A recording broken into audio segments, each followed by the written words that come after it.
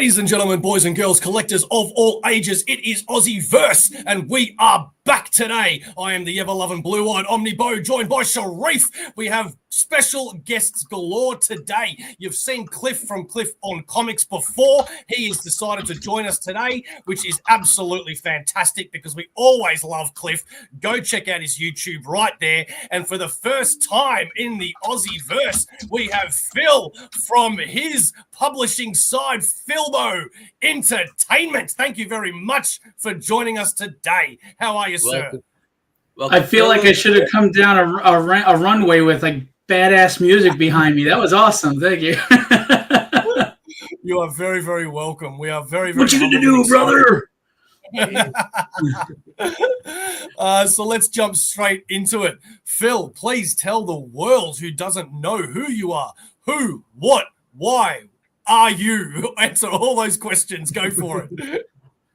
So I'm just an average Joe Schmo who loves the comic medium and decided to write my own comics, publish my own comics, and now it's grown to where I'm publishing other people from overseas, and I'm just loving what I'm doing. I put out quite a few books in the first 3 years, and we have big plans for next year, and I want to just keep doing this and creating and writing and really honoring the medium that I love. Good on you. We were having a bit of a discussion before we went live, which was really good topics. So, let's go into more your work first. Where did you begin? You were saying comics helped you with a rough childhood, which I think a lot of us can sympathize with. I think that a lot of people get into comics. They want to escape the reality, and it's such an amazing world. Go into your beginnings, Phil. I had a very violent life, let's just say, from childhood growing up. And, when you don't feel safe in your own home, you kind of try to find some place to feel safe, and no better place than where the heroes live, right?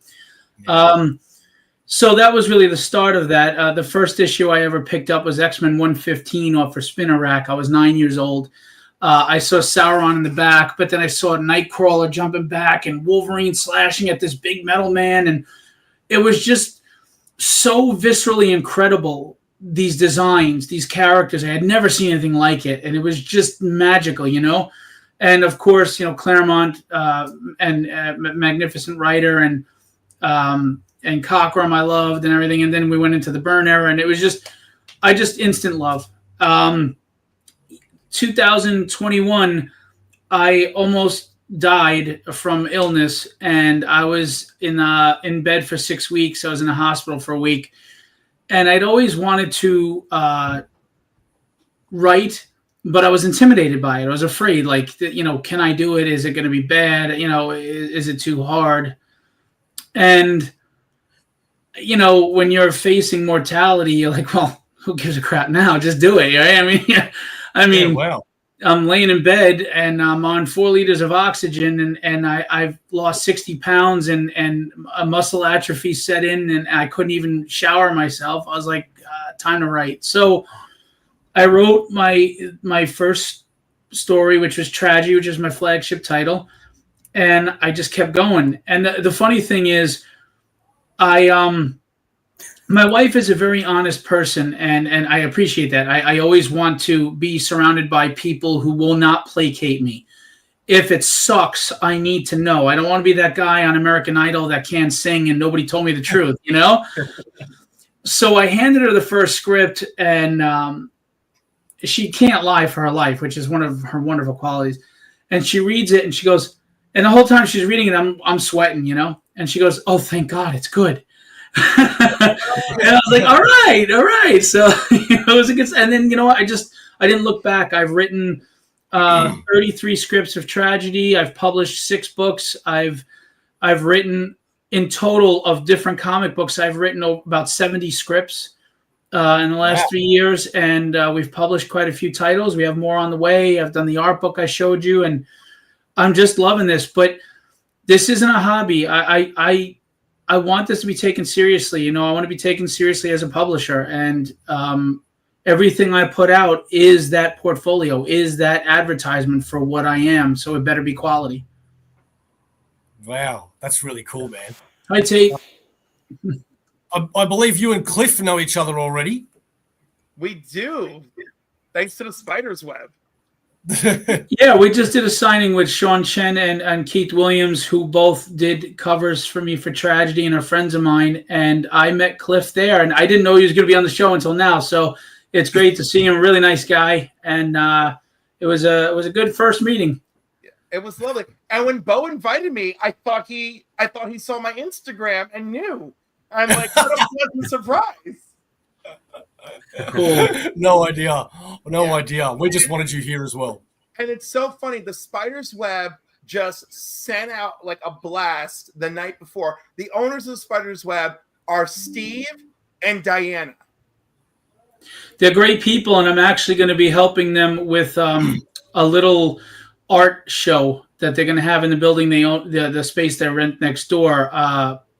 I know a lot of, because I run my own conventions, I know a lot of well-known people in the industry, and we're working on doing an event for the Spider's Web there, so that'll be fun. Wonderful. I'm looking forward to it. But the joke is Diana like Wonder Woman and Steve like Steve Trevor. They're married. I loved it. So it was the last thing I said before I left the store was, you're Diana and he's Steve. I was like, this is perfect. She's your Wonder Woman. Oh God, you made me forget what I was going to ask. Okay, so going to your Kickstarter. Oh no, that's right. That's what I was going to say. Speaking of good people, we want to shout out to DM Ray as well. We had him on the show, and when we had him on the show, if you didn't see it, he showed us Arcane Syndicate, which is Phil's Kickstarter, and that's how this episode came about. So thank you very much, Ray. We really appreciate it, mate. Yes. And so yeah, you've known him for a while. Yeah, what's on your that? show too. I will also have DM Ray on soon, so this is all lovely. Yeah, I published his book, Madcaps. Yes, yes, it's great. I can. It's a lovely, cohesive universe. It really is that we're building here. And that's the great thing, right?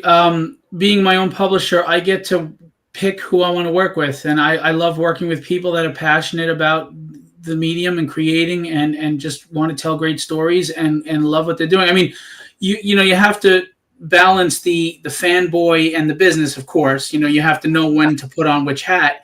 But I do think it's good to have some fanboy, right? Because you can put out the best quality work if you understand the fandom, because you're one of them, so. I feel that way 100%. Has there been a time when the fanboy or the business side clashed because one side wants to do it and the other doesn't? Yes, but thank God that my wallet was helping me with the business side of things to tell me, yeah, you can't do that. I know you love this artist, but you just can't do that right now. But yeah, I mean, I'm all, as you can see behind me, I'm also an art collector, so I own all the original art to everything that I get done.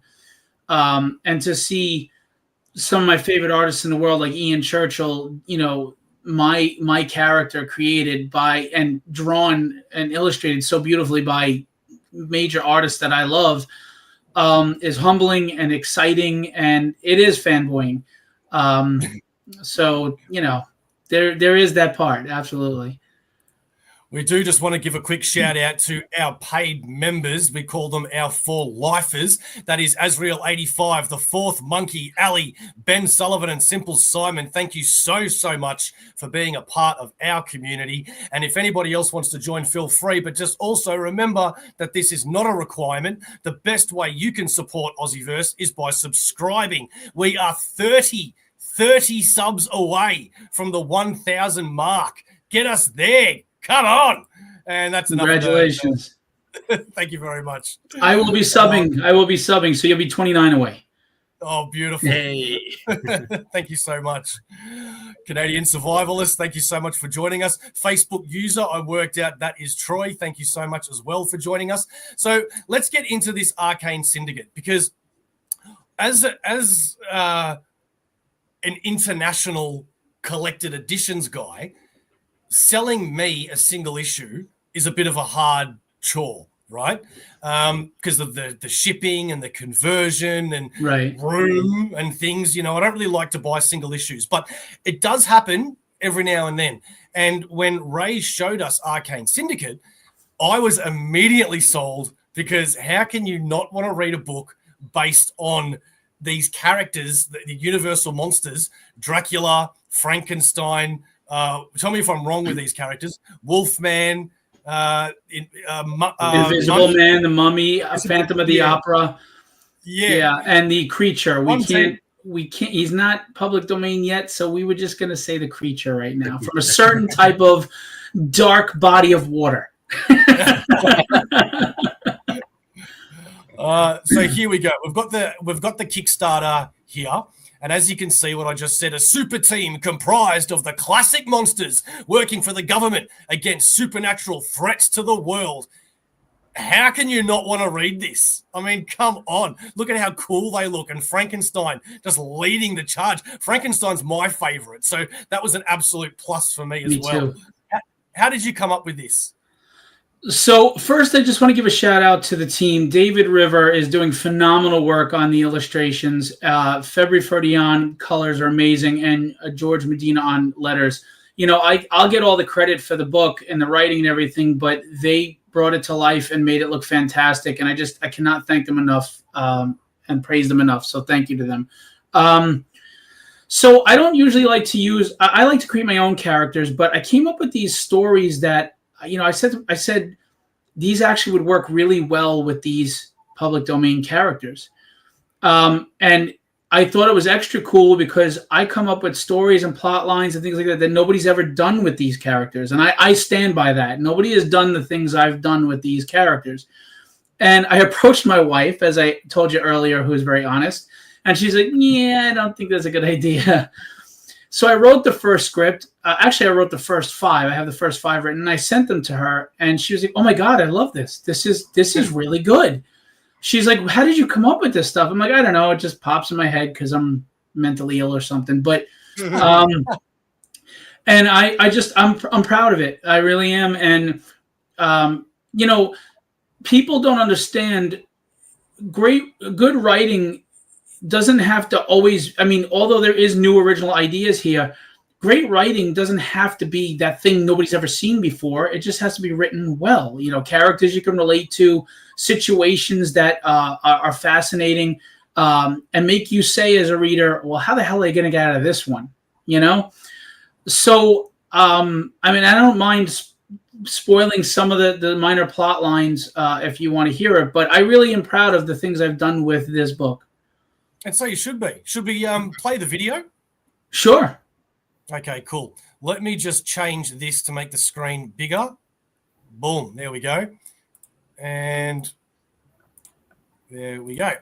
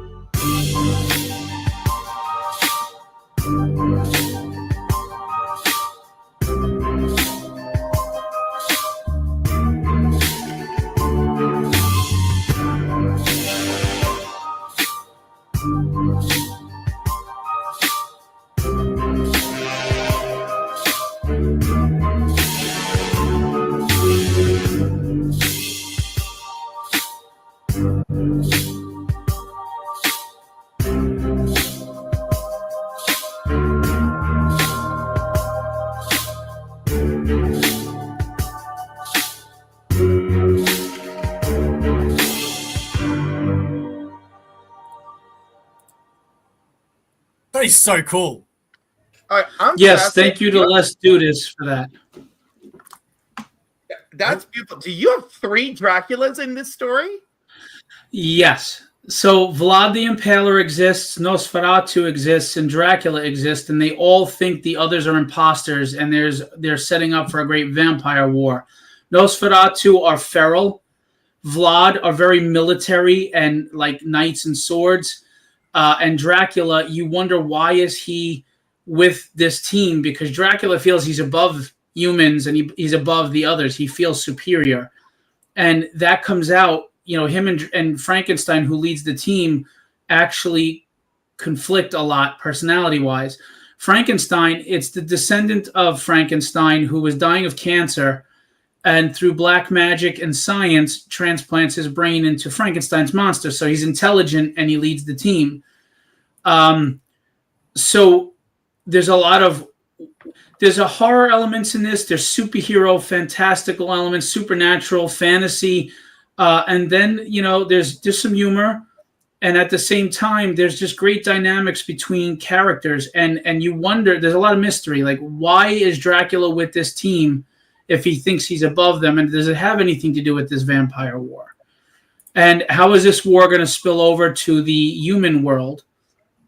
And there's a lot of other things. Like, did you ever see the original Frankenstein's movie, 1931 or 30? Oh, yeah. Oh, yeah. It's you see a little girl is drowned in the movie, right? Yeah. Well, what if she came back as a vengeful spirit possessing the other monsters to try to kill Frankenstein in revenge? Ooh. What if a descendant of Van Helsing is posing to be somebody else as a government liaison? You don't know why he's there. Why is the Invisible Man working for the government, or is he working for the team? Is he a double agent? What's going on there? What happens when a vampire gets the Necronomicon?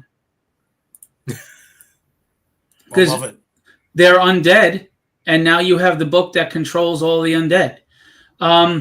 The Phantom of the Opera has his keyboard guitar, and he's kind of like a bard. Basically, through the infusion of dark magic and technology, depending on what he plays and how he plays, it creates spells. So there's a lot of different things going on in this, and it just goes in some crazy areas. I mean, one of the things they're going to face if we can continue this ongoing series is what happens when they face the 4 horsemen of the apocalypse. Oh. So I have so many stories, so many, and I'm excited. I'm really enjoying this, and I think you guys will too. And what happens when Dr. Jekyll is introduced as a threat to the leadership with Frankenstein? What happens if Frankenstein fights Mr. Hyde? Who's stronger? Who's better? We love asking those questions, don't we? Yeah, I mean, it's just fanboy fun and excitement, and just getting away from reality and submersing into this world and just having a blast. Is that the Wolfman being on the doctor, sitting on the doctor's table calmly? No, this is the descendant of Dr. Frankenstein getting the news that he's dying of cancer at stage 4. It's terminal. And that other page was him going through the procedure to transplant into that body before his body, dies of cancer. Yeah, it looks fantastic. It makes you wonder what is going through one's mind where you're like, this is it. If I could put my mind in somebody else's body, why shouldn't it be the family monster? Of course. Right.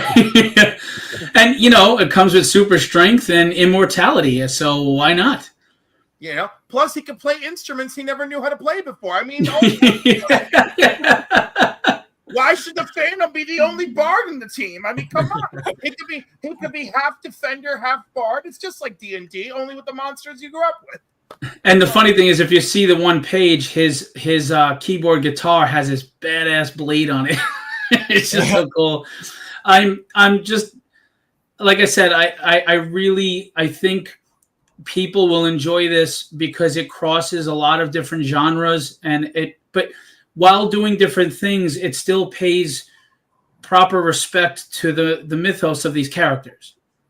And that's what I wanted to ask. Apart from the origins of Frankenstein, where the descendant transplanted himself into that body, you're working with established characters with a long history. Did you find it a little bit difficult to work it in such a way that it works in your story, but still honors the history that comes with that character? Because everyone has their own perception of what that character is or should be, but you have your own twist to it.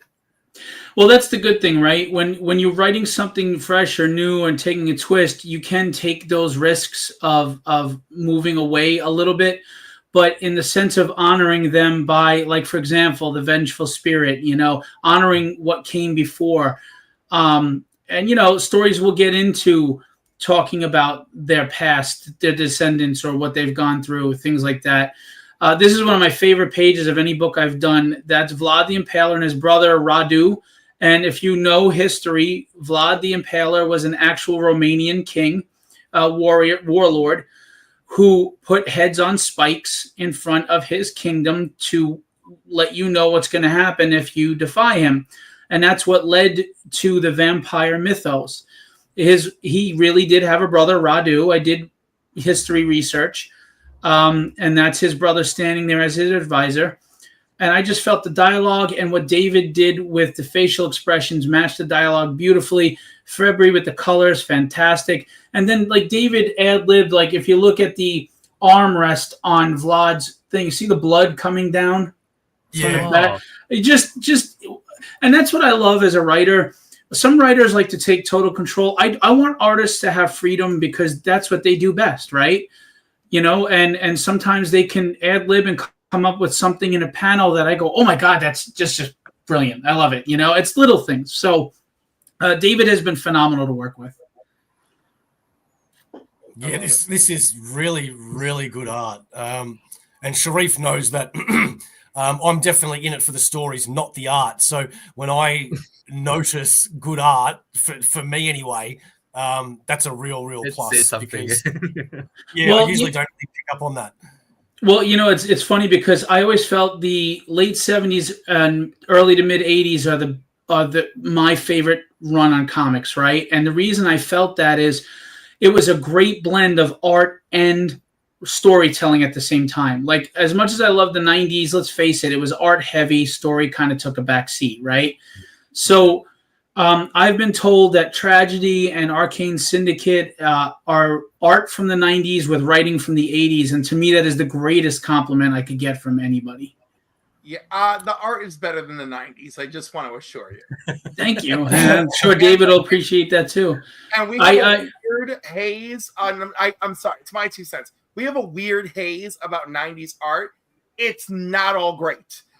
No, some of it was questionable. I agree. Yeah. Thank you, Anger Management.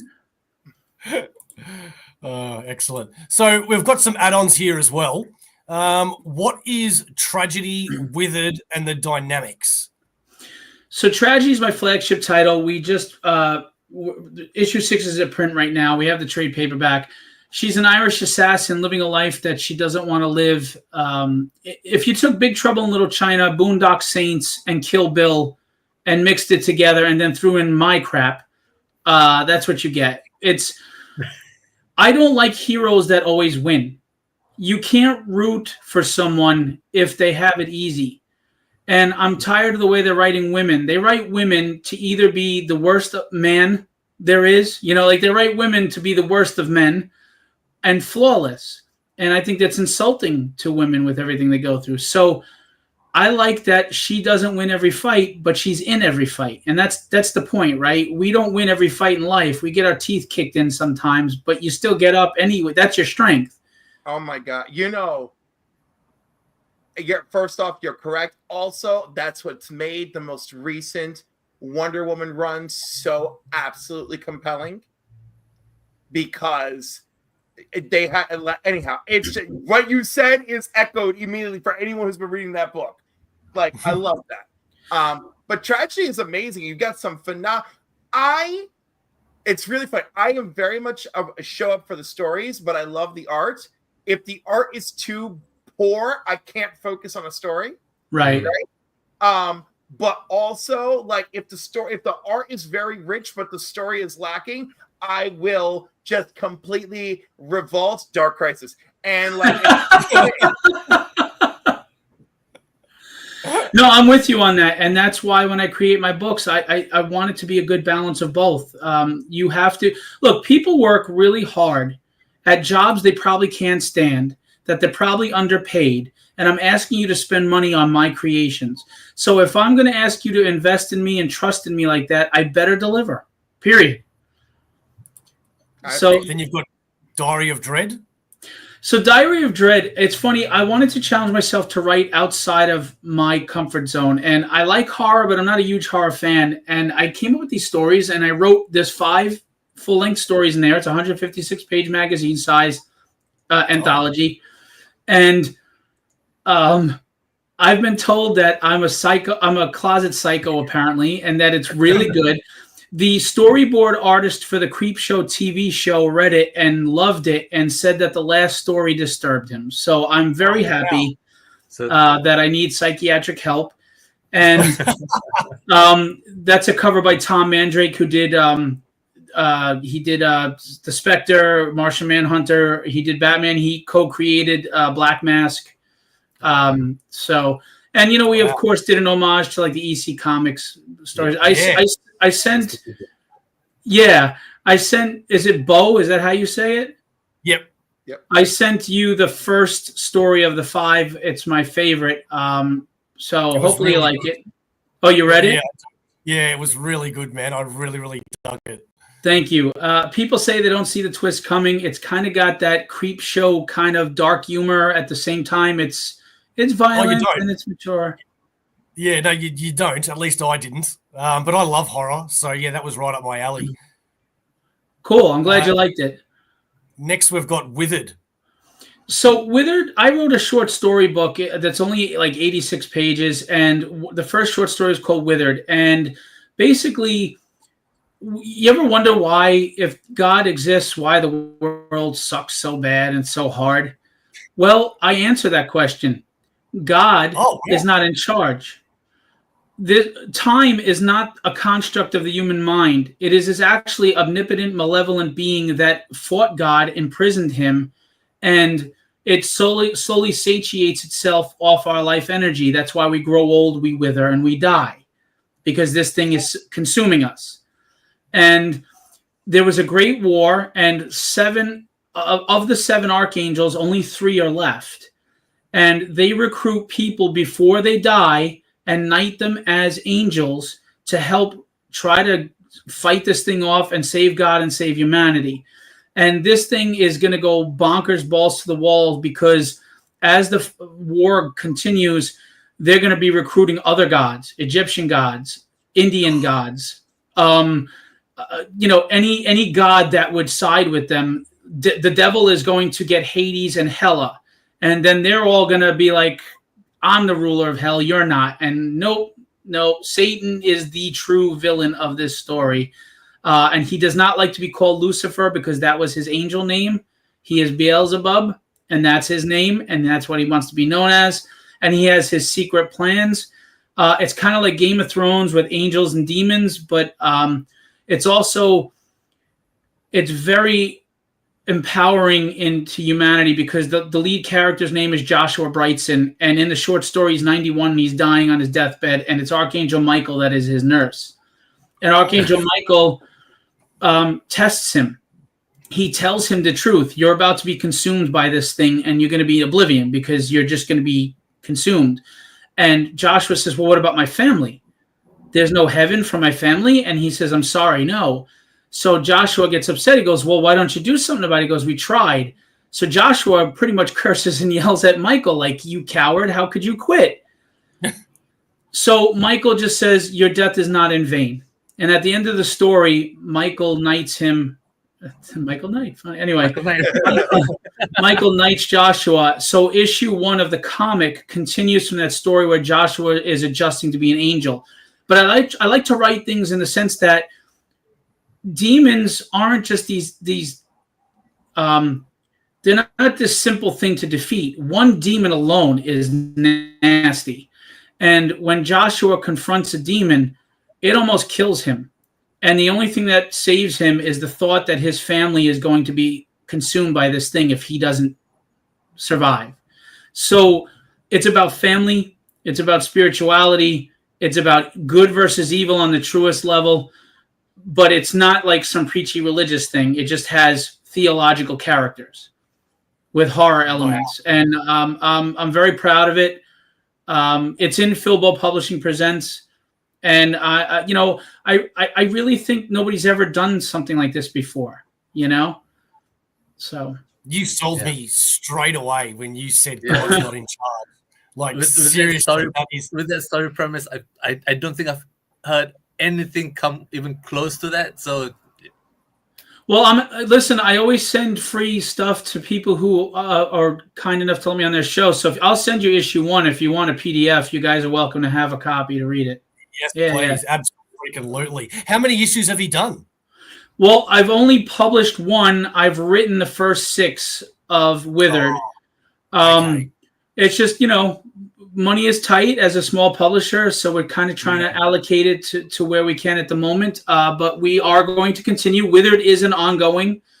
Now, I'm creating a universe. Arcane Syndicate is in the world of the dynamics and tragedy, but Withered is its own thing. Withered is an alternate world. It's not part of the Philbo universe. I can't believe you've gotten me excited about a different comic book as opposed to the one that we were meant to be talking about. That's fantastic. I mean this when I say this sincerely. It is very humbling, and I'm very grateful that someone would really be that enthusiastic about my ideas. It is very humbling, and I'm very appreciative of that, because there's a lot of stuff out there, and for someone to show interest, it's a great honor and compliment. I'm actually a little annoyed that the Kickstarter's over, because I'm pretty sure money was tight for me at the time, and I got just the digital of Arcane Syndicate. And man, I'd want to upgrade and grab that book, I reckon. But you can. You can. Oh, you can? Yes, how can you? And this was not a ploy for you to tell me how. It sounds like an ad. Oh, please, Cliff, tell me how. But I'm being serious. How? Do I just hit you up, or is there late pledges? Go to the Kickstarter. You can still do late pledges. Well, the problem is if he was part. Well, did you late pledge, or did you pledge before the campaign ended? No, before. Then he can't go into late pledge and change his thing, but you can just go through me, and I'll add you to the fulfillment, and I'd be happy to, I mean, fantastic. Look, if you want, I'll just, instead of I can send you the PDF, I'll just send you a copy of the physical as a thank you for having me on with, I don't care. Look, as much as I appreciate that, be careful, because shipping to Australia. Oh, that's right. It's like $35. Yeah, exactly. So, I'll pay for the shipping. All right, I'll give you the book. You pay for the shipping. How's that sound? Go through me. Where do you live? Oh, yeah. Where does he live? Where do you live, Sharif? I've got a New Hampshire address for all my US bought books that I consolidate and ship it. So just to save shipping to Bo. Yeah. He's trying to cut you off, though. Watch out. Sharif is going to keep it. Sharif and I are always fighting over books. I've never had such a love-hate relationship. I've made jokes with him so often saying that we need to leave our partners and just move in together, because we would have the best collection in the world. But let's continue. You've also got, I don't think I've seen this before. Obviously, I've seen foil covers as an add-on, but not a choice that you can just make any cover a foil cover. That's pretty cool. Yeah, I mean, everybody's got their favorite cover, and I didn't want to pigeonhole anyone into. I don't want to force people. I'm not trying to milk you for the dollar. As much as I need money to publish, and more money, I'm happy, sure. It's about the story getting out there. The money will come eventually if you have a quality story. But I'm not selling a book. I'm selling trust.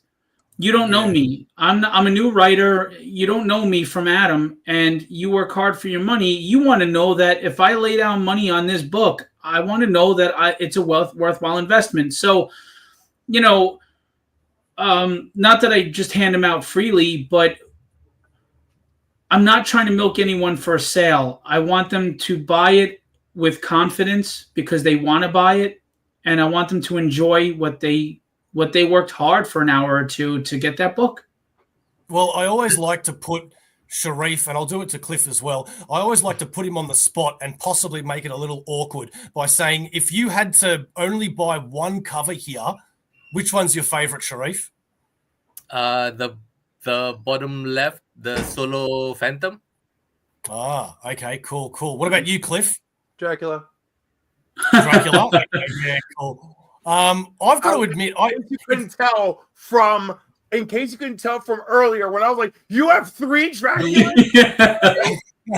There you go. Yeah, it is a hard choice for me, I've got to admit, but Frankenstein's my favorite, so I think I'd have to go with just the regular cover. I really dig that. And speaking of different covers, back to these with Chris Buckalow, Bill Sienkiewicz. And David Mack. Sharif, which one would you choose out of these 3? David Mack all day. All day. Sorry. Okay. Cliff. I am going to agree with Sharif and go with David Mack as well.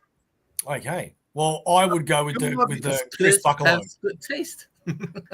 I do love me some Bill Sienkiewicz, and it's so nice to have someone here who actually knows him personally and can say his name correctly. And it's colored by Alex Sinclair, the colorist for Jim Lee. Yes. Yeah, he's a great guy. Wonderful. I really dig the first. David Mack killed it on this because everything is happening there, and I love that.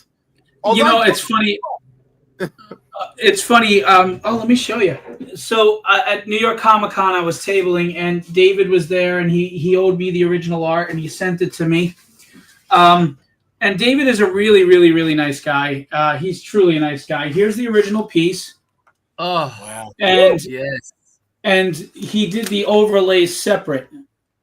Oh, yeah. I was wondering where the texts were in the yeah. The other. So he did the overlays separate, and then he obviously through digital means overlays it. But he gave me both. So.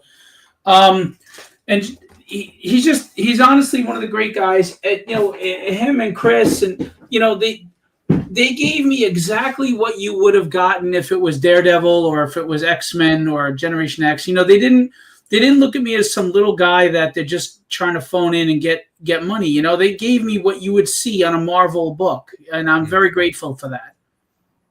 So you could also make a metal as well. That's awesome. And glow in the dark.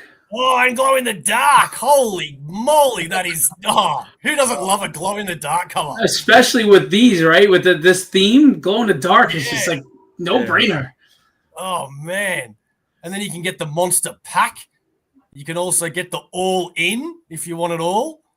And a $200 what's in the box. That's cool. I know people love those mystery boxes. Yeah, you get... With the $200, you get those are 9x12 original pieces of art of the characters. That's in there along with all the other stuff you get. The art alone is over $200, but we want to make it affordable. And you'll get a random piece of art. You get a random variant cover, a random metal print, and a random foil cover. Oh wow, that's really cool. You can also do so you can have any sort of cover you want. That's just That's fantastic. And Kenny Calderon is the one who did those art samples I showed you. He also has an art tier if you want to commission him for art. Cool.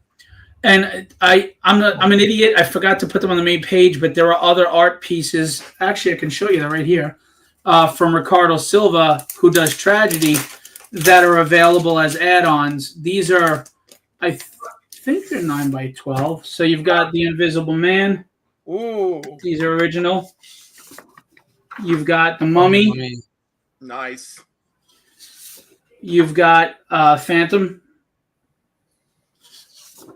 You've got the Creature. We'll just leave it at that. Yeah.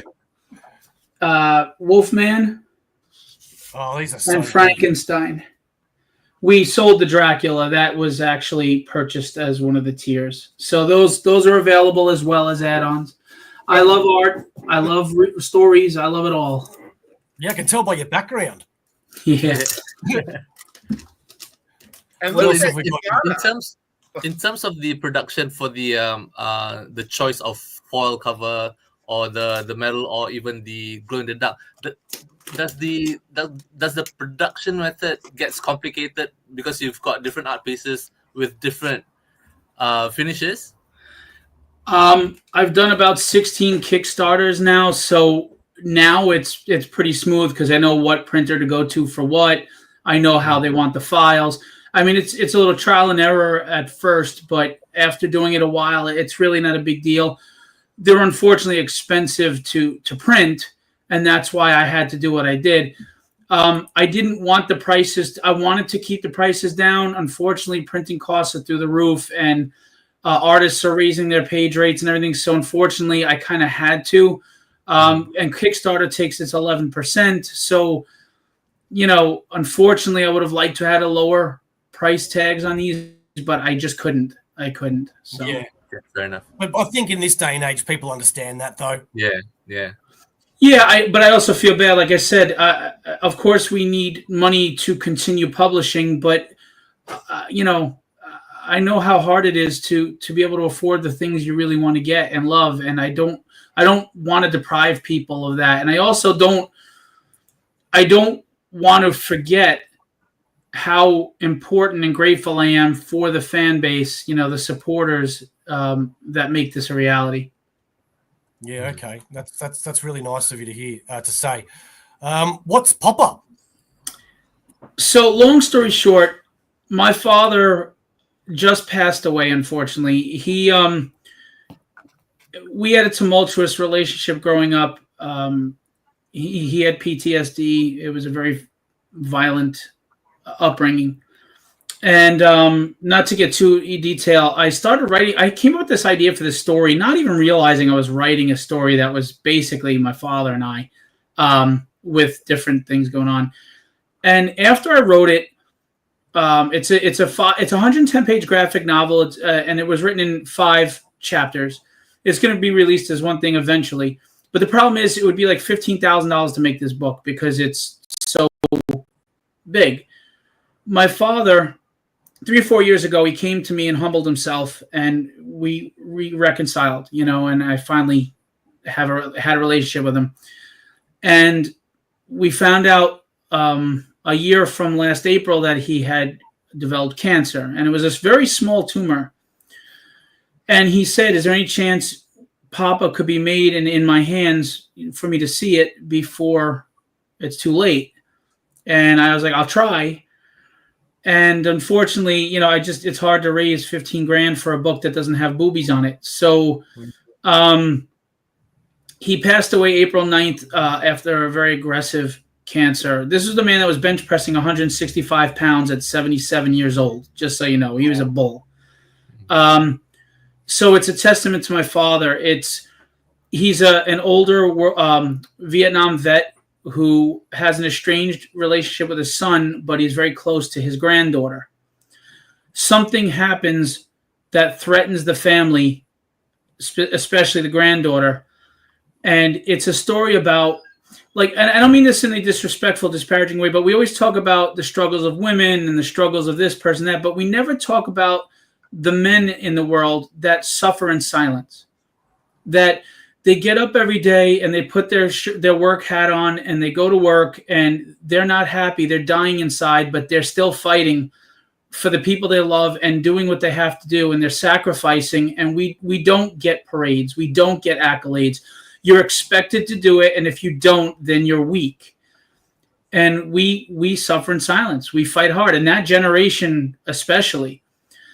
So it's about that and what a father or a grandfather would do to save and protect your family, because we don't understand what they're going through. We blame them for everything. We get mad at them, and we don't understand what they're fighting, that they're keeping from us.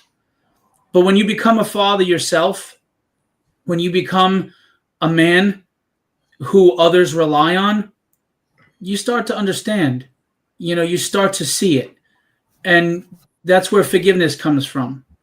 And that's where you see a hero when you first saw a villain. So this book goes into all that, but it's not just some silly drama. There's stuff going on. There's a twist in this that's very, very nobody sees coming. Well, that was really touching. Sorry, I got heavy there. No, I was not gonna at say, all, man. like, for one of the reasons I'm mental health field adjacent is because of the terrible statistics for men. You know, it's like women have it bad, right? But the death rate goes to men. You know, suicidal ideation for women, tremendous. For men, second. Who has the more successful suicides? Men. Absolutely. Heart disease for women, tremendous. Then men. Who are the ones dying of heart disease left and right? The men. Men are not taking care of themselves. My grandfather both my grandfathers were in World War II. I never got to know my mother's father. He was at Pearl Harbor. He was never the same. He was 17 probably too. 17 or 18. My mom is not 100% sure on the math. But when his wife was dying, and I don't think she was having one of those moments as well, where she just decided to show up here with her daughter, my mom's half sister, and just start sharing everything. And every night was a confession to my mother. Every night that doctors at the VA were telling her to get him mental help, but because she was such a jealous woman, she never did, and how she's regretted it all of her life. You know? Well, the other problem is a lot of men, we've been conditioned that a man is tough. He doesn't complain. You just shut up and do it. Now, don't get me wrong. I write tragedy because I know that women go through a lot of hell. This is not who has it worse. It's just acknowledging a certain area that I don't think gets enough attention. That's all it is. It's not about who has it worse. It's just we have it different. But that is to your point, right? I don't believe in who has it worse or any of that. Right. I've been like, all stories need to be told, right? Right. Like that is the beauty of art. If art cannot help us share in one another's human experience, then we're failing art. Right. In my opinion. Well, I'm a guy that I'm a sucker. I love Rocky. I love the first Captain America when he jumps on the grenade. Yes. Or when I'm a sucker for Superman the way he used to be. I like flawed characters. As much as I can watch The Boys and enjoy that, I think we've gone away from those characters that we should be aspiring to be. And it's not that those characters are flawless, and that's the whole point. They are not flawless. They're trying to be. And they're trying to be a better person tomorrow than they were today, and it's not easy. Superman's strength is not in his power set. It's in the fact that imagine you don't have to face consequences for anything you do. So the only thing that guides you is a conscience. That's some freaking strength. And that's something we should aspire to be. Better, not bitter. And I like writing stories that connect with people like that. And yes, you're going to go through struggles. You're going to go through hardship. You're going to get kicked in the freaking teeth because that's just life. But you're also going to get up and smile anyway. And you're going to say, what else do you got? Because that's your choice. Get busy living or get busy dying. And I want characters that remind me to get busy living. Fight. Just fight. Because you never win a fight if you're sitting outside watching it, but you have a chance if you're in it. And I want to reach people like that. I want you to walk away from my stories going, man, I relate to that. That person, there's a little of me in them. Because that's the stuff that resonates and stays with you. And that's the beauty of storytelling, right? We can go to fantastical worlds and get away from reality, but we don't have to get away from humanity in the process. Which kind of makes me think, which which form would it be better to convey that kind of story? Will it be short form, like just a limited series, or an ongoing? But then again, how do you sustain that kind of storytelling and momentum if it's going to be in a long form? Well, I think it depends on what you want to say. Like, if you look at Robert Kirkman, when he felt he had nothing else to say with Invincible, he ended it. It was an ongoing until it wasn't. It had nothing else to say. Tragedy is an ongoing because I have a lot of stories that I want to tell, and it shows her growth from being an assassin to a hero. It shows someone who's insecure and self-doubt become at peace with themselves, and because the greatest war we face is always the one inside. When you get up to face your day, yeah, maybe you don't want to face your coworker, or maybe politics or whatever, or social media.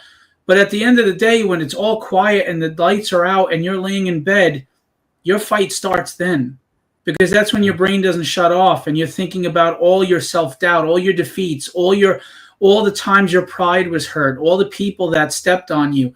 That's when your fight really starts, right? Because that's the one that you can't get away from. So if you have that story to tell it until you have the resolution.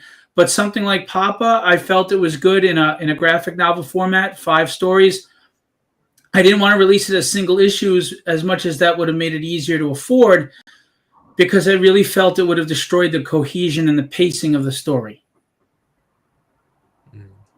So, wow, these are some really, really great topics. I'm just going to pause it there, and we get a word from our sponsor, Comic Bookaroo, Australia's #1 online comic book store. Comic Bookaroo, proud sponsors of Aussieverse for all your comic book needs. Graphic novels, hardcovers, omnibuses, single issues. Don't forget to pre-order every Sunday at Comic Bookaroo.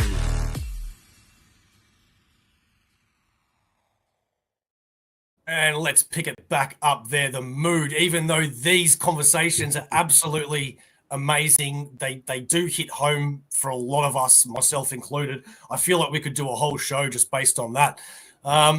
Let's take a look at this little baby of yours as well. Philbo Entertainment Promotions. What's this about? So that is my actual company. I have subsidiaries like Philbo Publishing, etc. But it's my publishing company, and I have submission guidelines because I have a lot of people that come to me asking for submissions. Now, I will be going monthly next year with Tragedy, so distribution will be on the table for people that I publish. But right now, I'm publishing through crowdfunding for people in countries that can't do Kickstarter, or the penalties would be too high, etc. So we actually have quite a bit of people, like DM Ray, who's from Canada. The requirements are there, as well as for people who want to be hired as artists and writers, etc. Like I said, this is, honestly, we're a small company, but it's a legit company. It's a professional company. And, we treat everybody very fairly. But at the same time, we have to have our guidelines and make it clear to you what we're looking for, so we don't waste your time or ours. And I don't like people who don't correspond. It's hard. But I do understand them now, because we got hundreds of submissions, and I'm a one-man show. It's hard for me to get back to everybody. So if anybody's watching and I didn't respond to you, please know it's not out of a disrespect or anything. I literally just can't get through everything in a timely fashion. That's really cool, though. I really like seeing that. Yeah, and we're a publisher that you keep 100% of creator-owned rights. We do not want to own your character. I do not want to take part of your passion. We take a percentage. It's a modest percentage to cover our costs and and to keep afloat. But we want you to win. We want you to succeed. We need more readers in this industry, which means we need more quality storytelling. And if my model makes you a loser and you can't sustain, that's not helping anybody. So, 5% of something is always much more than 10% of nothing. That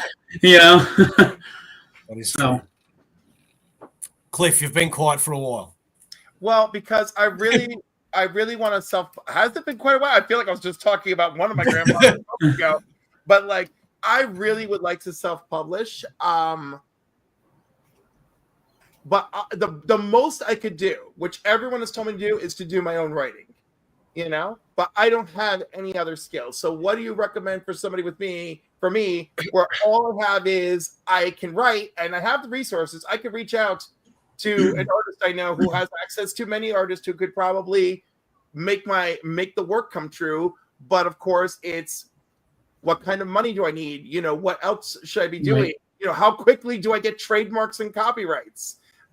Great question. Well, I mean, there's different ways to go about it, right? Like I try to get my books funded and paid for and everything before my Kickstarters. But technically, Kickstarter is to kickstart the project. Now, if you can afford it, you pay for like 3 pages and a couple of covers. And again, all artist rates are different. And then you can start a campaign page, which costs you nothing, and put your goal up there for what it takes to make the book and market your ass off. And if you make that money, now you can make your book a reality. If you have the means to fund it ahead of time or half fund it to get your goal down, those are options as well. There are artists out there, I'm going to tell you right now, that are phenomenal, and they're actually not bad. I know some artists that are very affordable page rates and give you quality work. And again, when you're doing a Kickstarter and there's no deadline, right? So if it takes you 6 to 8 months to get a book done, you're just doing 2 pages a week out of your paycheck, you can do that. But I will tell you this. Artists need to make a living too. So, they don't want to see back end, because back end of something that they can't guarantee is nothing. And they don't want to be taken advantage of, So, and when you treat an artist well, most times you always run into that one person that's not, but they will be loyal and they will work with you and they'll continue to work with you and they want to be with you because they need a solid paycheck. They need a solid gig. And if you're that guy that provides it and you're honest and transparent, they'll work with you, But I can even introduce you to some artists that are very affordable and fantastic, and they'll go at your pace. If it's 1 page a week for the next 30 weeks, then so be it. But it's real simple. And I know people hate to hear this. If you want it bad enough, you'll bleed for it. Mm-hmm. That's it. You got to sacrifice. The good things in life with sacrifice.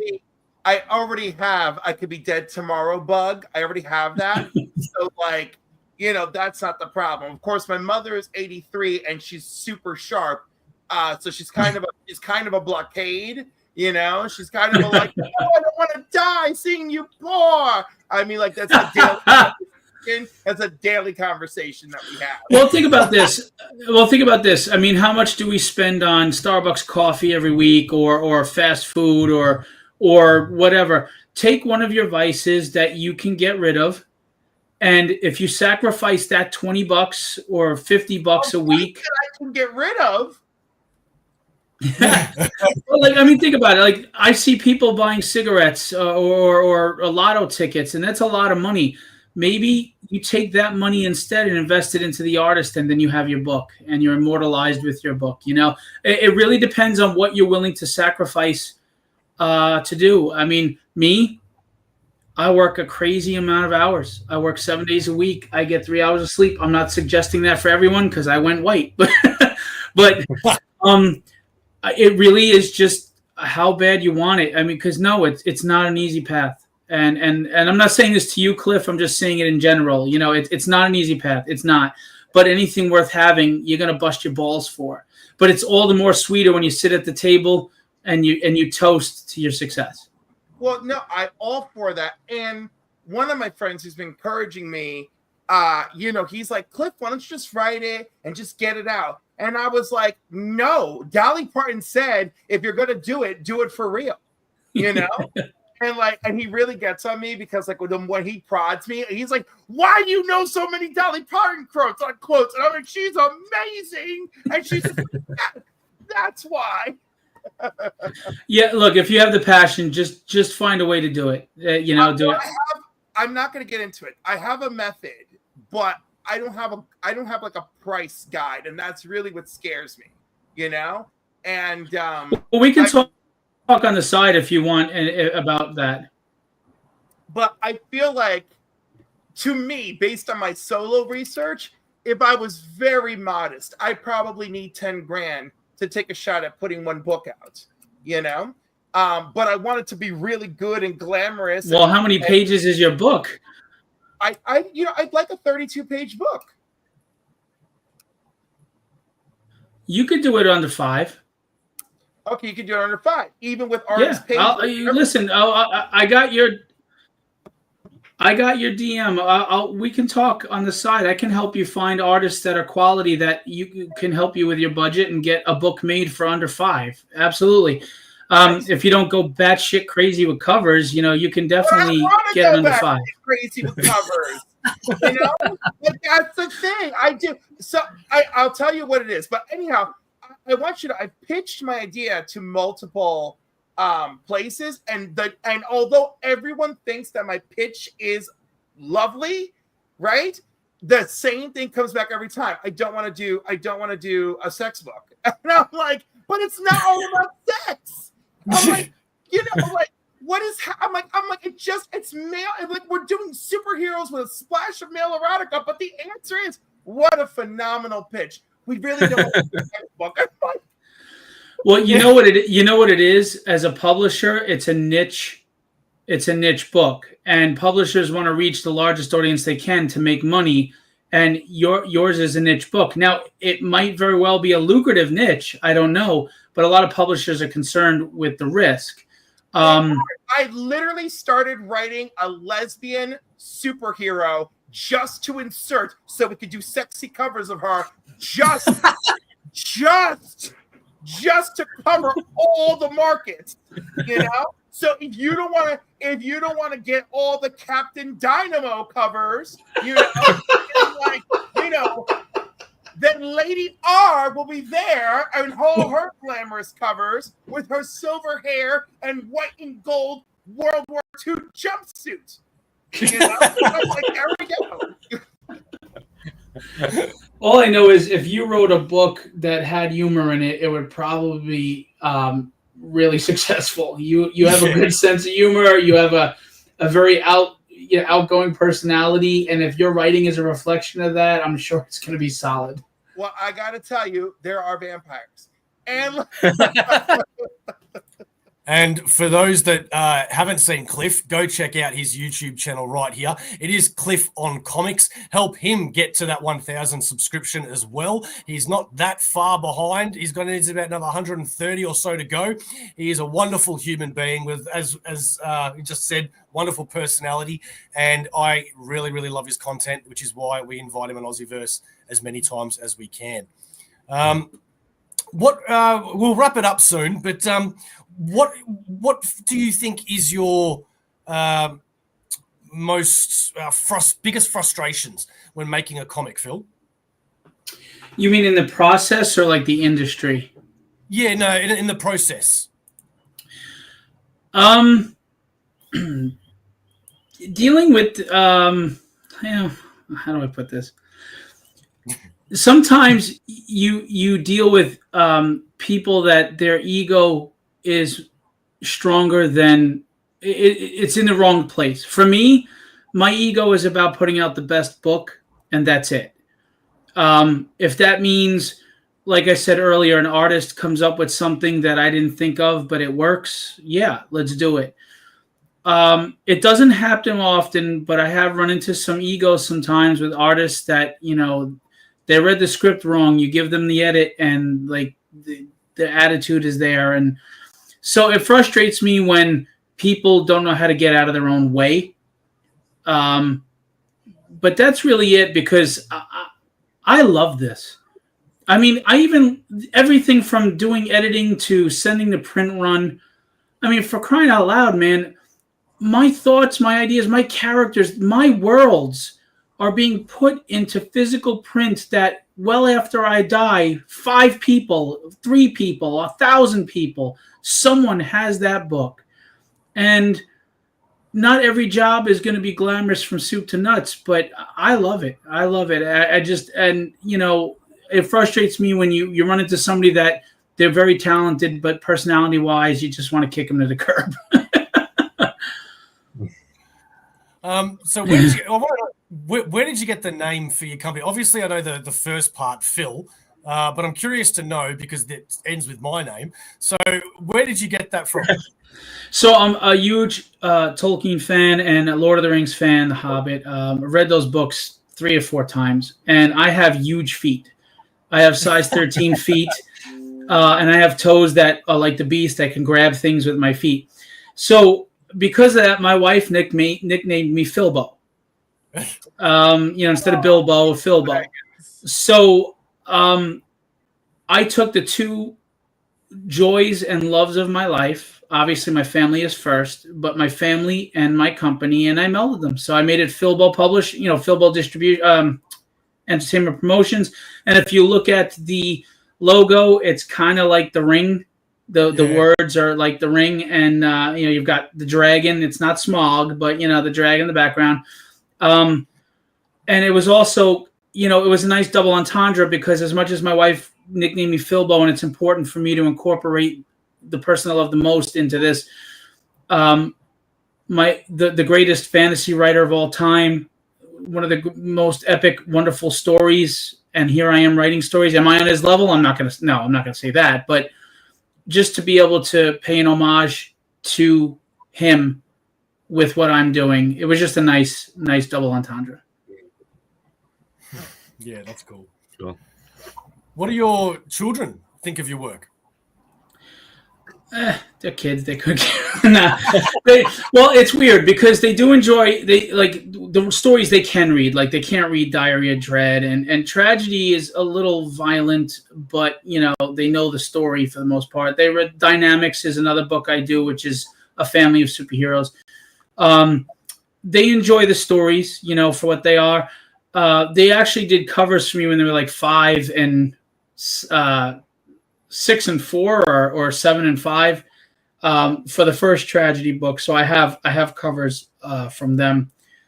They think it's cool, but like Dynamics is in the school libraries for my daughters, and people have been really enjoying it and renting them out. And it's based on my family with superpowers, so it's kind of cool because they're stars in their own school. But I think as they get older, they'll be more appreciative and involved than they are now. But they're 12 and 10, so Yeah, fair enough. I just want to highlight this comment again from my partner because this is _51 Designs on Instagram. If you like our thumbnails and anything that makes Aussieverse look really good, then go hit her up because she is fantastic. And I know that's a little bit of a biased comment, but I also believe in it too. Well, it's not biased. The reason why you're involved is because her work is great and you wanted to work with her. So there you go. Yeah. I know. How awkward would it be? Other kind of partner, but yeah. How awkward would it be if she was no good and you had to use your partner? That would be. There you go. I've seen it. Yeah, do us another thumbnail, please. Good on you, Christina. Thanks so much. Thank you, Christina. What else have we got, guys? Have we got anything else? I could go all day. Well, by all means. I could do this all day. No, I don't know. I really admire it, and I love talking to Phil just the other day. Like that was just very, very unplanned, I just got that message, and I was like, "Oh, this is happening locally. I can drive there," and it was great. And I picked up a few of your books. I got everything signed by everybody. They were wonderful. We took a few group photos. There was a young man there who got inside every freaking picture that we took. Yeah.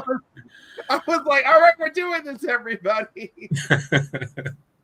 So So, like, but yeah, no, it's great, and it's so funny, right? Because like it's interesting when you're familiar with. I've met Sean Chen on more than one occasion, right? But it's so funny when you're familiar with someone's work, but then all of a sudden they're like in your backyard, and Right. it's like, oh, we're just chatting about all sorts of lovely things. And it was a great day. And tonight it's the same thing. I feel the same way. I feel like we could talk forever. I feel really inspired. I feel like we could commiserate, because and share stories. So like, but we can't go on forever as much as I would love to.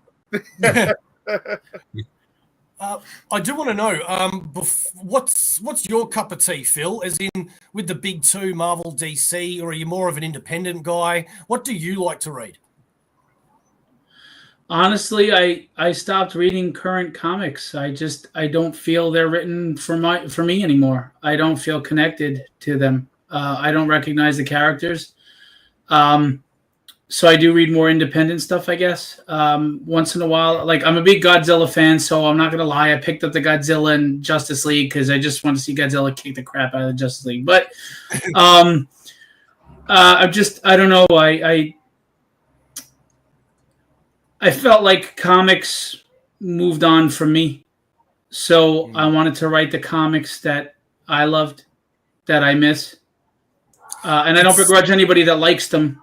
Please keep reading them. We need it to survive, but it's just not written for me anymore. Well, I got to tell you, it's tough because it's really weird, like I do think like, who are they written for sometimes? I'm like, even when I seem to be the key demographic and I'm kind of like, if I'm your demographic for this, why am I not loving it more? But let me tell you, that Shadows book, what is that, boy? Where are you? Oh, Izzy.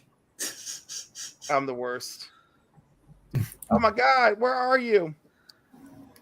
You know Izzy, you poor guys. Oh, yeah. you poor gentleman.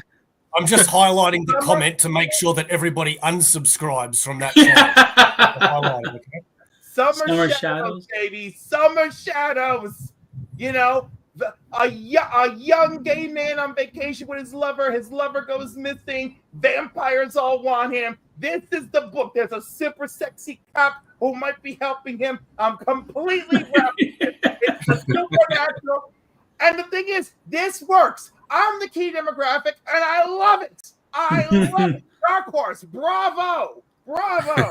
Yeah, and just so you know, when I say it's not written for me anymore, it's not about any like key demographic for me. They've just changed the characters so much that I don't recognize the characters I loved for 30 years. That's every other month with Superman, Yeah, it's just I don't think people who write today are writing stories for the sake of storytelling, but maybe pushing a narrative or what they think the characters should be as opposed to what they've been for 30 years. And I know there's character growth, but it should be natural, like Claremont did over 17 years, I gotta tell you, Wade on Superman, he really gets it. His World's Finest is if there's a book that you want to take you back to young reading Superman, Batman, Mark Waid's World's Finest is that book. All right, cool. Phil, I'm a little. Phil, is there a moment in time when you recognize that this from that point on it's not for you anymore? I call it the New 52. Well, it's funny. Around the I'm people are gonna hate me for this. I hated the Grant Morrison X-Men run. God, I hated it. I think he ruined so much. I really do. But then there was this spark with the David Finch was on the book, and what was the crossover? What the hell was the name of that crossover? They had brought back the New Mutants, classic villains. They were starting to write good stories again. The Messiah Complex. Oh yes, that was. And I started feeling like, you know what? Maybe they're getting back on track. And then they just fell off a friggin' cliff again. And the thing is, though, I did what most comic fans do. I love these characters so much. I kept pumping money into it every month. hoping it would come back to what I loved. And then after years of it, I just realized, no. Where I literally dropped off was Hickman. Look, Hickman is a solid science fiction writer. I respect how he tried to do different things with the X-Men, but he made a cardinal sin in my thoughts.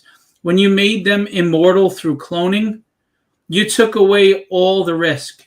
Why do we root for people that have no worry of consequences?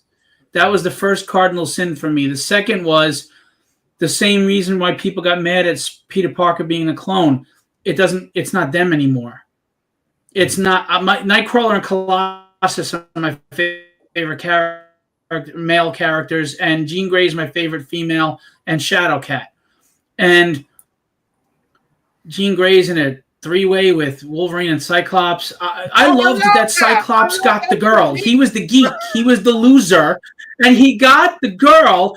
And you have to freaking crap on that. Like the bad boy that's original. The bad boy gets the girl. F you, man. The bad boy always gets the girl. And it's just like, the bad boy got the guy and the girl. What? He got the guy and the girl. I love it. I'm here all day for it. All day for it. The entire Summers family lives together, and Wolverine. There's all these mutants living in different pods, and the Summers family and Wolverine. I was like, I will take it all day and all night. You know, I just it didn't. Scotty in a song, Wolverine was all about it. Those words are on the page, and the map of their bedrooms are on the page, and that's all I need. That's all I need. Yeah, when Jean was dying during the latest fall of the fall of the House of X, what did she do? She reached out to everyone who needed a plan, and she reached out to Scott as he's lying in a freaking ambulance, and she's telling him, "I love you, live." And then she goes to Logan, who's alone with a bunch of clones coming to kill him, and she's like, "I don't forget, I love you," and he tore it up. Threesome of the millennia, baby, of the millennia. I'm all about it. That said, let me calm down, but for my excitement, I will defend that relationship till the end of time. But, and that's another thing, Jean is never really a clone, right? Because Jean keeps reconstructing herself from the White Hot Room. I love that. Also, just so you know, Hickman was always involved with the entire, even when he left the title, he was involved. They lost their immortality, right? Because when Orcus came in and shut it all down, the Five still exist, and if the Five need to combine their abilities, they could probably do it. But the resources for them to do it on the fly are gone. And I find that really fascinating. And now, of course, the X-Men books are all picking up from that, except the thing is, I loved every second of the fall of the House of X. I was just salivating, except for there was one book that was kind of nasty, but I was like salivating.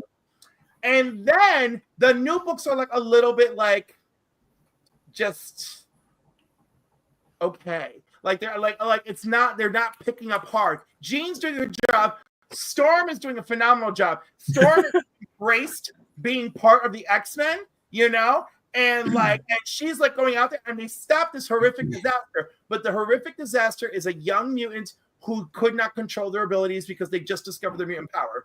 And Storm, as a member of the X-Men, as a member of the Avengers, as someone who just created her own flying citadel to be a hero to the world, she had to make the decision: do I lie to the public so that they are less afraid of mutants, or do I tell the truth and suffer the consequences? Because if I'm going to proceed, I need to proceed with integrity. And Storm chooses integrity, and the fallout is massive. And that's just Storm issue number 1, and I love it. But in the meantime, there's a Celestial out there who once upon a time had a connection to Storm, and that Celestial has been watching her, and that Celestial thinks it's time to bless Storm. So I'm all about it. They freaking gave me a great storyline.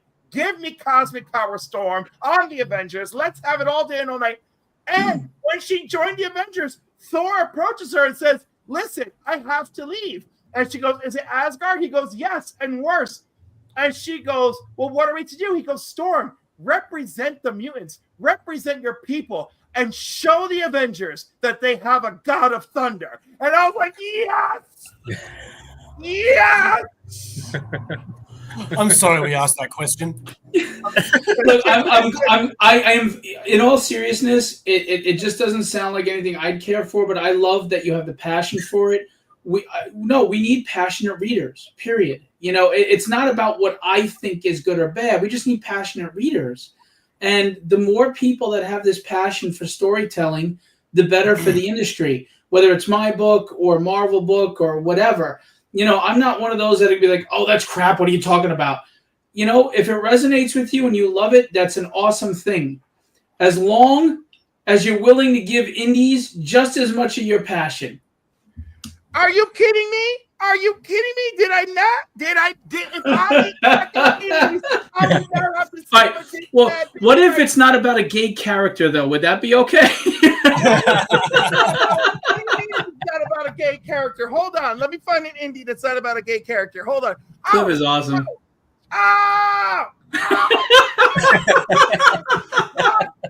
Spot foil too. This is what I dream of. Look at that spot foil. It's gorgeous. Gorgeous. By the way, have you ever seen lava foil? Lava foil is my favorite. It is just so friggin' awesome. Why? No. Wait, no. What do you mean about lava foil? Lava foil. If you want to give me 3 seconds, I can grab a lava foil I did. I can show it to you. It's awesome. I heard all right, hang on. I want to know all about it. Meanwhile, I'll agree with Phil's assessment recently. I'm finding myself. Oh, hang on. I'll just mute him. I'm finding myself not really enjoying new comics. There's some, but a lot of them are just because I want to keep up with the character. So I don't know when I'll take that plunge. But look at what was it? Avengers? Avengers Twilight, right? No one knew anything about that book. All you knew is you're getting Alex Ross covers, and that was a dynamite miniseries because it was a great freaking book, and that's what it needed to be—a great freaking book. Wonder Woman is a great freaking book, and let me tell you a secret about Wonder Woman that's like common knowledge, but like it's not really a secret, but it's not enough common knowledge. The writer and the artist had a 6-month lead. That's why it's such a phenomenal book. They had the time to connect, and the artist is every bit as much a contributor to storytelling as the writer. And that's what you need, right? And that's why we've gotten this excellent Wonder Woman run. And is it the most Wonder Woman ever?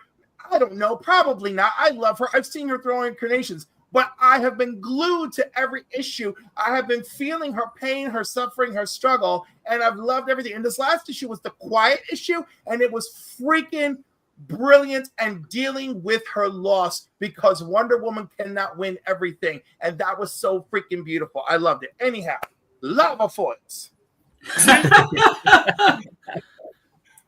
So it's got that, you see, it's like a lava flow. Oh, interesting. Wow. Oh. Yeah, that is mad. See the back? That's how it kind of.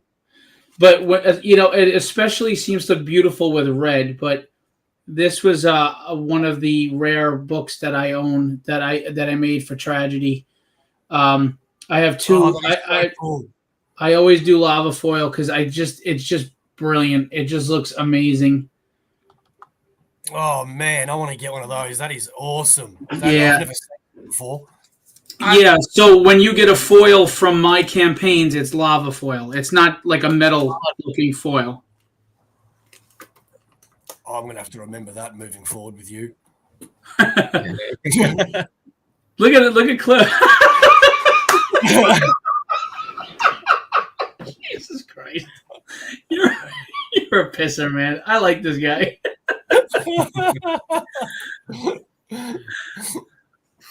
Oh, dude, yeah. I have to give you my pitch, like the R-rated version and then the X-rated version, and we decide from there. Oh, yeah, I was enamored with that. Oh, actually, I apologize. Could I just real quick, I know. Hang on, you're just breaking up a little there. We're over time. Can I send you something in a DM, Bo, to show the recolored Ian Churchill? Yeah, of course. Sorry. I was saying, No, would it be all right if... All right. So... All right. Yeah, my internet is... I'm hardwired in. Why the hell is it doing this? I think you're coming back now. All right. Sorry, this is slow. So, Ian Churchill... I don't know. I'm hardwired. I don't know why it's doing this. I'm sorry. A fancy gimmick. My fancy gimmick is my good looks and charm, Izzy. Not this that you would know. This was one of the things that we discussed just before we came on. The last thing that we were talking about. I saw Izzy at New York Comic Con. Mm. All right. What alternate covers? To the extent of how many is too many. But I guess if the cover grabs you, why not? But then again, should the cover be relevant to the story, or could it just be, an artist's rendition of what he thinks should be there?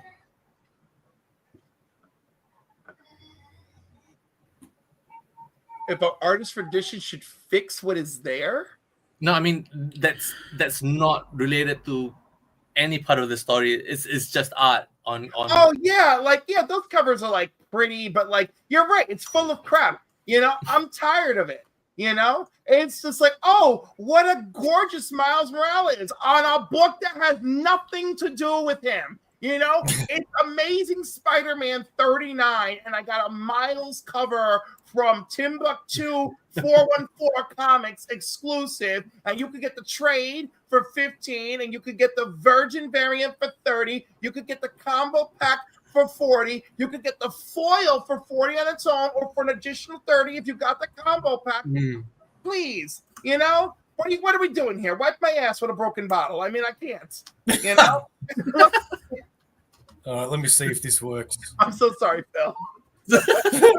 You're dude, I could listen to Cliff all day. I really could. Cliff, you need to forget this channel. Yeah, forget any comic stuff. Just talk for an hour. I think people will freaking laugh their asses off and have a blast. I talk for an hour every Saturday morning at 10 a.m. It usually goes over an hour. Comics and Coffee with Cliff. So, wow. Ian Churchill is one of, in my opinion, the best artists ever in comics. He's very underrated. His X-Men stuff is phenomenal, but he can also do different styles. Like he can do that tight 90s pencils like this, but he can also do cartoony stuff like his Marine Man, and he's also just a sweetheart of a guy. He's awesome. But so quick story. On Tragedy 1, I went to Ian, and I barely knew him. He did a piece of art for me once, and I went to him and I said, would you be willing to do this cover? He said, sure. So Ian came back to me every day with different questions about the character because the book wasn't done yet. And I just thought it was great he was investing this much time. He asked me, what do you want to do? I said, well, what if we just had her looking at a mirror reflection of her other self, like her other, the life that she lost, etc. I really made it, I thought it'd be very simplistic and basic. He turns this in. And I'm like, oh my God, mind blown. And I have the original art. It is, to me, it is the perfect rendition of Tragedy's look. Now, I designed her. I can't draw, but I designed her to the T. And this is just unbelievably perfect, from her stance to the mask. This is my grail as far as original art that isn't drawn by my wife, because it's just my character by one of my all-time favorite artists, and she looks phenomenal. And I cannot thank Ian enough. It does. It's remarkable. I mean, she's badass, but she's flawed and she doesn't win every fight. As a matter of fact, people are shocked by the first issue's ending. A lot of people call me the cliffhanger king. So my hands broken. Yeah, exactly. I'm told I'm the cliffhanger king. That I'm really good at cliffhangers, and I'm not going to say I am. I'm going to say buy my book and you tell me. I just got lost in thought then with how Cliff hasn't used cliffhangers as some sort of segment on his show. Like, that's not the perfect word. I have to, but Bo, don't jump the gun. I gotta unveil stuff for 2025.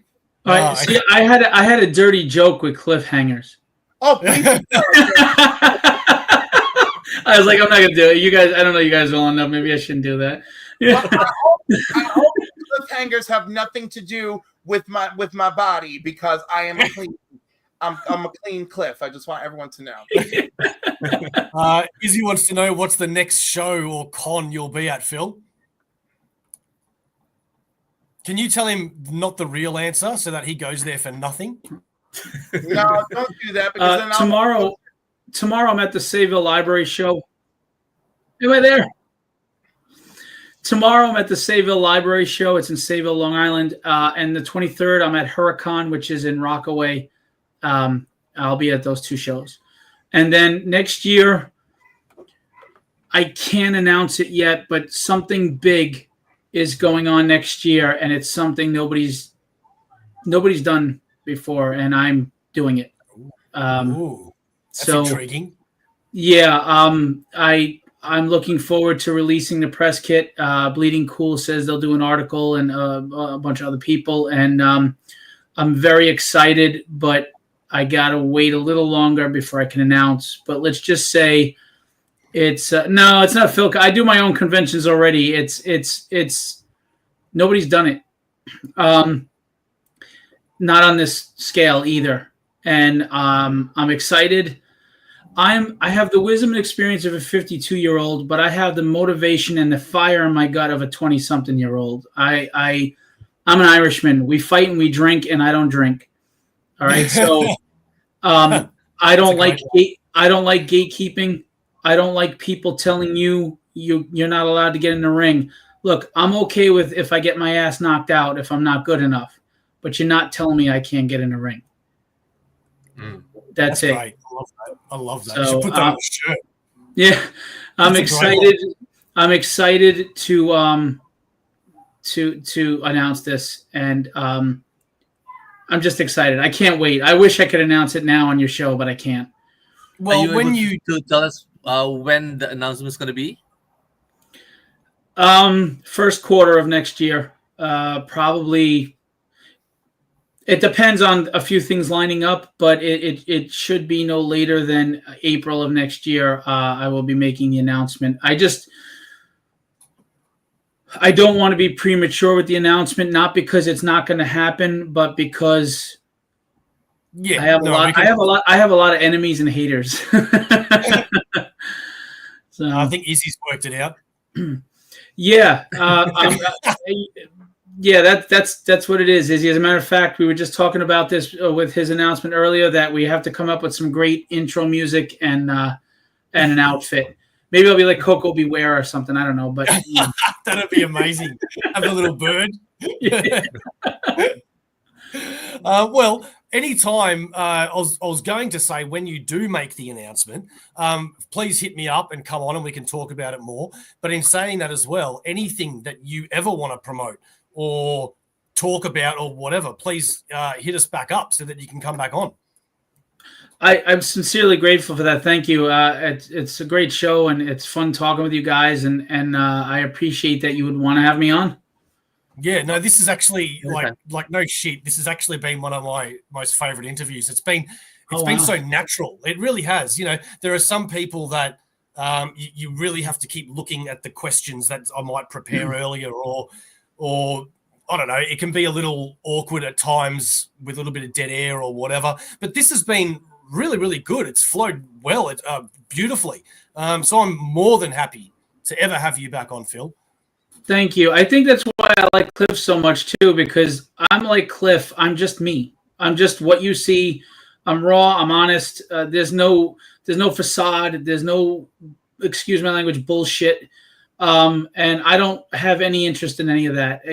Take me, leave me. You're welcome to do what you want, but this is what you see in front of you is what you're going to get. So, and I like people who are like that, because there's no pretense. We're just people. We're all just trying to get through the day together.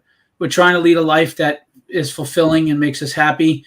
And I think most people aren't trying to step on anyone. They just don't want to be stepped on. So, it's nice when you could just talk to people and relate on a human level and get rid of all the nonsense, Yeah, I agree with that. And I think I knew I liked this guy the minute I saw him. The minute I saw him. And I think you'll find the three members of Aussieverse very much the same. I know I can be very excitable in my intros and outros, but Sharif, me, and single issue Steve, who you didn't meet, very, very genuine. There's no point not being that. Otherwise, people are going to be subscribing and expecting something you can't continuously put out there. Izzy is writing you a little bit of a love letter here, Cliff. Izzy, go get a room, please. Stop using my chat or your hookup. Wait. Did somebody hack his account? Is he saying something nice about me? Wait a minute. Yeah, right? Did somebody hack his account? Thank you, Izzy. I appreciate it. Same for you, man. But what's really important for everyone here to know is, get out there, go back Arcane Syndicate. And more importantly, on November 23rd, if you can't go down to see Phil, Izzy and I will both be at Iacon in Fishkill, New York at the Fishkill Recreation Center. So you can come join us there. I didn't know about that show. I would have been there. I know. Next year. Tizzyverse KY jelly. I know that I find he's biting my brand. I know that Izzy finally started to like me when every time I see him online, all he does is just give me shit. So I know that I've passed that. So thank you very much, Izzy. I feel honored, mate. Well, come on. I'm subscribing to your channel. Well, we're guys, right? You bust the balls of the people you like. If you like somebody because you're busting their chops. If you don't like them, we're not busting your chops. We're busting your jaw, or we're leaving you alone, right? I mean, Well, I'm busting something. It really depends. Oh, boy. It depends if you're reading that book about that guy, that dude, right? Just remember it's November. I'll just stop at that. It's November, Sharif. It's all year, all the time. You know what November is for? It's for men's health. Don't shave, don't grow it out. Whatever the Movember. Go support men's health. And you know what's for supporting men's health is to take care of yourself and give yourself proper self-care. Don't go on a self-care break because of some stupid November thing. And that's what I'm telling you, Sharif. That's what I'm telling all of you. All right? It's good. It's good for your prostate.